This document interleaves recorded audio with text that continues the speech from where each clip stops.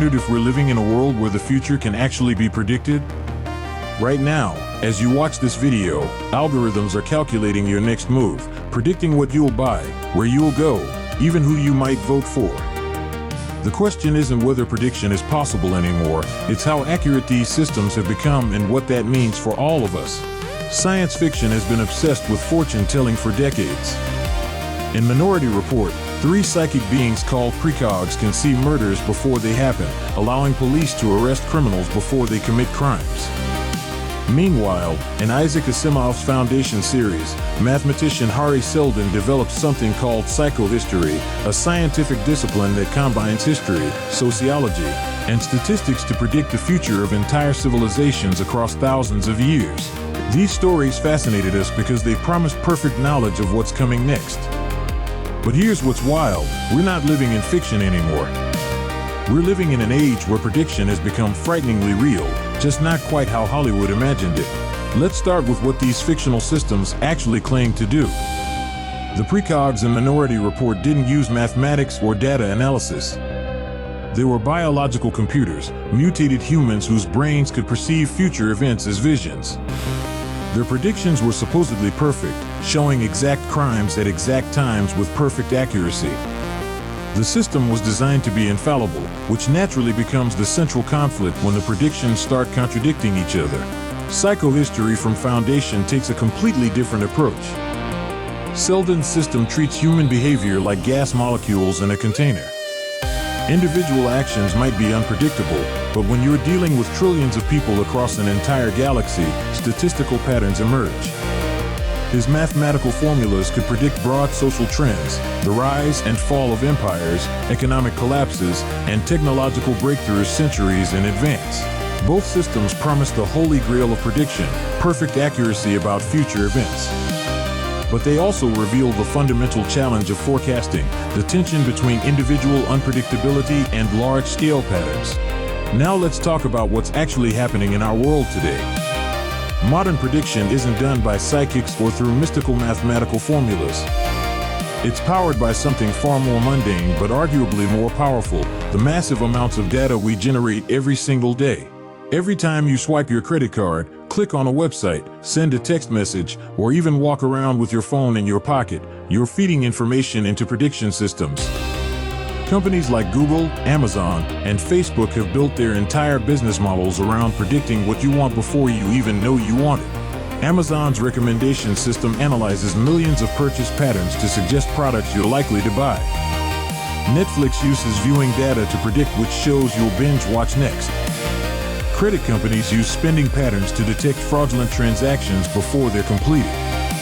Dating apps use behavioral data to predict which profiles you'll swipe right on. These systems work through machine learning algorithms that identify patterns in enormous datasets. They're not predicting individual actions with perfect accuracy, but they're getting remarkably good at calculating probabilities. Amazon might not know exactly what you'll buy next Tuesday, but they can predict with surprising accuracy that customers like you have an 80% chance of purchasing certain types of products within the next month. The scale is staggering. Google processes over 8 billion searches per day, each one providing data about human intentions and desires. Social media platforms track billions of interactions, mapping not just what people say they want, but how they actually behave.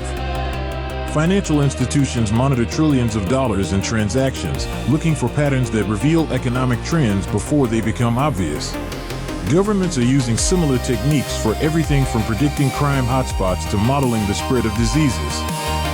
Police departments use predictive policing algorithms to determine where crimes are most likely to occur.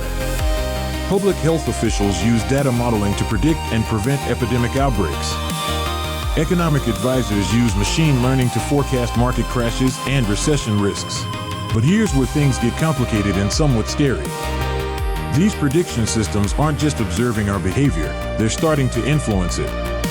When Netflix recommends a show, they're not just predicting what you want to watch, they're shaping what you actually do watch. When social media algorithms predict which posts will engage you, they're determining what information you see and how you think about the world. This creates a feedback loop that didn't exist in science fiction. The precogs in Minority Report could see the future, but their visions didn't change what they were predicting. In our reality, prediction systems are constantly altering the very future they're trying to forecast. Your behavior changes because of the predictions, which changes the data, which changes the predictions, creating an endless cycle of influence. The ethical implications are massive.